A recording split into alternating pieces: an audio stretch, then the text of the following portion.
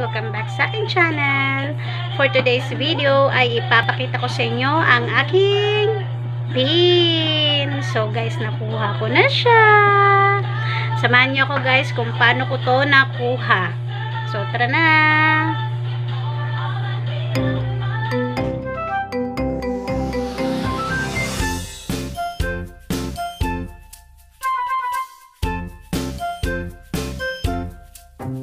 So guys, ito na yung AdSense pin ko, dumating na siya.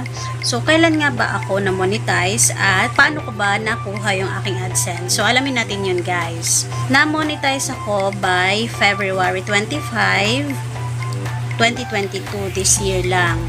By April 8, nag-send na sa akin si Google AdSense na pwede ko nang makuha yung aking pin at ipapadala na nila to 2 to 4 weeks. Hindi siya dumating guys nung dumaan yung isang buwan. So, ang ginawa ko is, ito yung pinaka first attempt ko na mag-resend ng pin.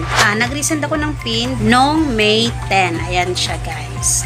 2022. So, kinabukasan ng May 11 is nanganak ako unexpectedly.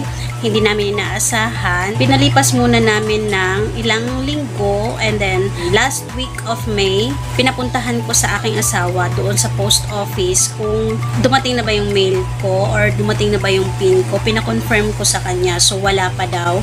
So, ang ginawa ng asawa ko is nag-iwan siya ng pangalan ko at nag-iwan din siya ng cellphone number para in case na dumating na yung pin ko is makontak ng mailman yung aking asawa at text na lang ng mailman doon sa asawa ko na dumating na nga yung pin ko. So, nung hindi pa rin siya dumating guys, na abot na siya ng isang buwan, so nag-second attempt na ako para mag-resend ng another pin. Noong June 15, ayan siya guys. Hindi namin inaasahan, kinabukasan, nag-text yung mailman sa asawa ko na dumating na daw yung pin ko. So, nag-chat agad-agad yung aking asawa para paalam sa akin na dumating na yung pin ko. And guys, thank you Lord. Sobrang tuwa ako kasi dumating na nga siya guys. So, sobrang thankful ako at doon sa mga kaibigan ko na tumulong sa akin at sa Panginoon syempre dahil ibinigay niya sa akin to.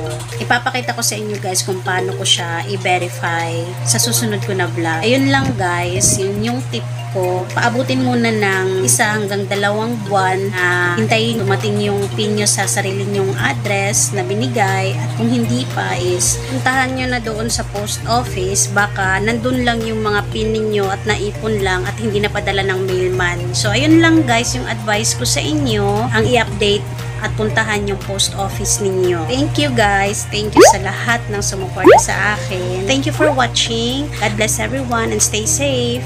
Bye-bye!